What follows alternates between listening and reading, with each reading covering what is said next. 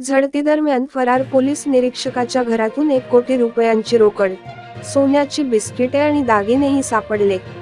महाराष्ट्रातील बीड जिल्ह्यात लाचलुचपत प्रतिबंधक विभाग आणि पोलिसांच्या पथकाने एका भ्रष्टाचार प्रकरणात नाव असलेल्या पोलीस निरीक्षकाच्या घरावर छापा टाकला तेव्हा त्यांचे डोळे पाणावले. आरोपी पोलीस निरीक्षकाच्या घरातून 1.8 कोटी रुपये रोख आणि 72 लाख रुपयांचे सोने आणि दागिने जप्त करण्यात आले आहेत. हरिभाऊ खाडे, वय 52, असे आरोपी पोलीस निरीक्षकाचे नाव आहे. मे 15 रोजी भ्रष्टाचार प्रकरणात त्याचे नाव समोर आल्यापासून जो फरार होता.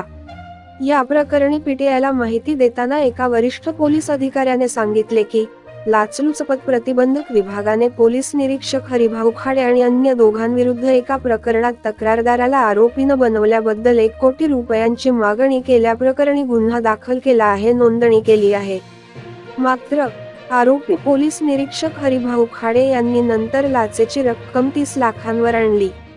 या प्रकरणी तक्रार आल्यानंतर एसीबीने प्रथम सापळा रचून कुश जैन, वय 29, या आरोपीला 5 लाख रुपयांचा प्रारंभिक हप्ता जमा केल्यावर पोलिसांनी त्याच्याविरुद्ध वॉरंट जारी केले. त्यानंतर गुरुवारी बीडमधील चाणक्यपुरी भागातील पोलीस निरीक्षक हरिभाऊ खाडे यांच्या घरावर छापा टाकला.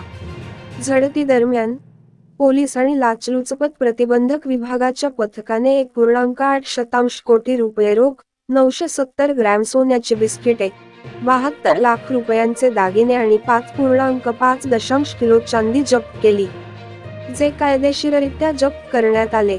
पोलीस अधिकाऱ्याने सांगितले की पोलीस आणि एसीबीने खडा येथील 4 फ्लॅट आणि एका व्यावसायिक दुकानाशी संबंधित मालमत्तेची कागदपत्रेही जप्त केली आहेत.